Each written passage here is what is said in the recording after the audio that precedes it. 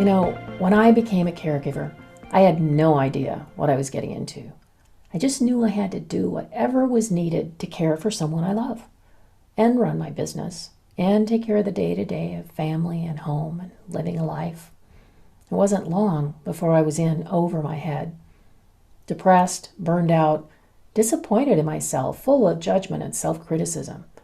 I knew I had to find a way to be better because it might be a long haul, and I wanted to be the best I was able to be. I found a path to better health through some of the care practices I'll share with you today. 18 years after that diagnosis, and after speaking with hundreds of caregivers, professionals, and volunteers, teaching other caregivers how to care for their own well-being, I've written a book called When Life Hits the Fan, a mindful guide to caring for yourself while caring for others. And I've spoken around the world as an advocate for mindful self-care for caregivers. Well, and everybody else too. Because after all is said and done, we're all caregivers. Whether we're professionals or volunteers, caring for others and still doing all that other stuff we do, we all care. Caring is a gift to others, but it's also a gift to ourselves. The satisfaction in providing care, supporting others in their journey, being helpful, useful. When we're caring for someone, we can be distracted from our own needs. It's common for caregivers to neglect their own care. Some tell me they feel their own care is less important than caring for others. But how can we do our best when we're exhausted? It's smart to be aware of a very real issue for caregivers. It's compassion fatigue. This is the physical, emotional, and psychological impact of experiencing the trauma of others. It builds over time, so it can literally sneak up on us, and it's not just for caregivers. Over the last 2 years, we've all been touched by trauma. We keep moving, but there's been an undercurrent of grief, fear, frustration, sadness, and that weighs on us all in different ways. So, compassion fatigue. What are the warning signs of compassion fatigue? And how do you know when you need help or when you just need a break? Here are some of the symptoms. You might recognize a few. A feeling of helplessness or suffering, frustration with others, criticism of those others who may or may not be helping as best they can, feeling exhausted and overwhelmed, not wanting to do anything, even the things you used to enjoy. Maladaptive behaviors like binging on streaming TV, alcohol or other substances, food, endlessly surfing the internet, buying stuff, watching way too much media. We begin to feel detached and emotionally disconnected from the person we're caring for, perhaps even from family, friends, and ourselves. All of these signals that we aren't all right, and we may need to seek help, or at least take better care of ourselves. It doesn't mean we don't care, or that the person we're caring for doesn't matter. It just means we need to direct our attention to ways to reduce the effects of compassion fatigue with self-care. Self-care helps us to be resilient, better able to help others, to make better decisions, be a better leader, friend, carer, human. To keep on keeping on by taking a break for ourself. So how can we get that break?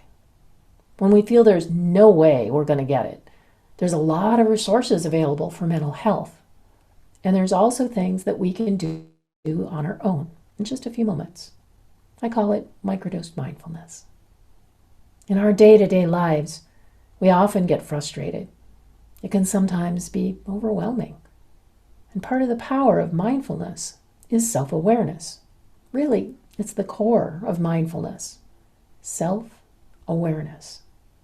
And in this case, that means recognizing when we're starting to get into that red zone, when we're beginning to get frustrated or irritated, just exhausted. And we can start to recognize those cues in advance.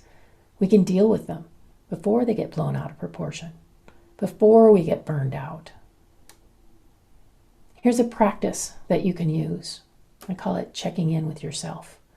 You can use it before you go into a meeting, going into a conversation, sometimes just before you put your hand on the door to open it, before you do a complicated task, and definitely before jumping behind the driver's seat. Try this. Take the length of one breath to pause and ask yourself, what am I feeling right now? Anxious? Tired? You might notice in your body that there's tension, a tightness in your chest, maybe a little bit of a headache. You might notice that there's 1,000 thoughts going through your head all at once, and you're feeling a little overwhelmed. Maybe you have an urge to run or fight. You might notice fear or frustration, confusion. You might also notice a sense of determined purpose. Gotta do it, do it, do it, no matter what. Also creates tension in the body. All of these things have physical signs within the body. And once we begin to recognize those physical signs and just take that one breath and check in with ourselves, we can start to listen to what our body's telling us. And then we can manage it more effectively. And hey, if at the end of that breath you feel like, okay, I'm in a good place. I can handle this with skill, patience, kindness, and grace, even in a very difficult situation. That's cool. Starting with these characteristics changes everything for everyone we interact with.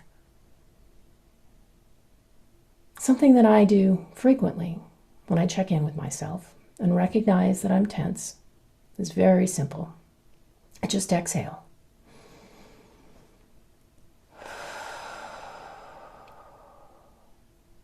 That long exhale can really help to settle the body, settle the mind, and get us grounded and centered.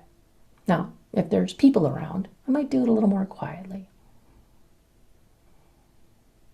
Either way, that exhale helps us to get grounded, quieting that fight or flight response, and settling our mind for whatever is next.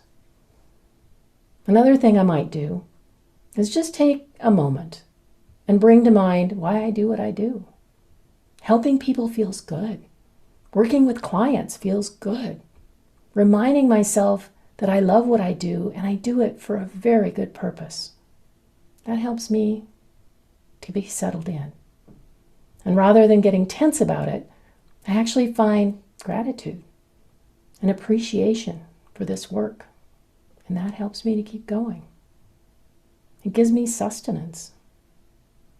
If you're overloaded and need to gather yourself, you might also just turn to a coworker, a friend, your boss, or some family and ask if they can help you get a break for just 5 minutes to reset. Step aside, take a breath, be quiet for 5 minutes. Then you can get back to work. 5 minutes is a long time when you're trying to be quiet, but it's not long in the whole length of the day.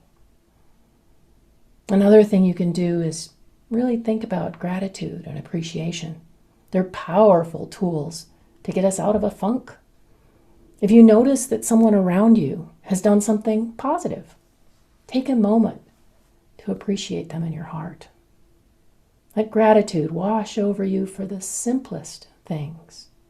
Opening a door, a smile, a kind word.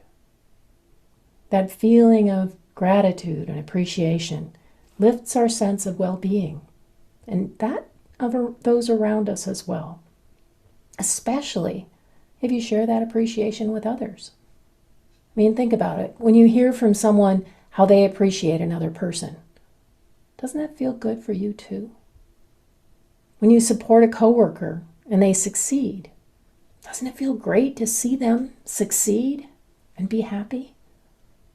When someone's struggling, how does it feel to see them feeling better or stronger? This is a thing called sympathetic joy. It's all about feeling good when someone else is happy. They achieved a dream, solved a problem, got better. Celebrate with them. in your heart or in person. Sympathetic joy causes the same swelling feeling of joy, whether it's ours or theirs. And it can really lift your spirits and break up the day when you're feeling tired. And when it all seems like it's just too much, consider developing a sense of equanimity. Equanimity is about accepting life as it comes, the good and the bad, with a more or less even-minded response to life. We can accept the way things are going without fighting everything. That doesn't mean you don't feel anything. It doesn't mean that bad things don't happen. Not at all. What it does mean is that the super highs and super lows even out just a little bit. Over time, we realize that the roller coaster of life ebbs and flows whether we're fighting it or not. Psychologists call it a neutral valence. You know that person who comes upon a crisis moment and just gets to work without shouting or overreacting or panicking? No judging, no blaming? That's equanimity at work. Some say it's also opening our minds and hearts to the understanding that all beings, have a right to happiness and to avoid suffering. To be free from discrimination and judgment, including ourselves. When we've cultivated equanimity through practice, little by little, we can have a steady mindset that's open and able to roll with whatever happens around us in a more settled and focused mindset. We're less reactive. When we grow our ability to have equanimity, we open to a sense of limitless compassion, love, and understanding of how that roller coaster rises and falls, and we just adapt to the ride. Now, if you're inclined, meditation or prayer, or just sitting quietly for a few moments are also ways of giving ourselves space to recoup. It doesn't have to be 20 minutes or an hour.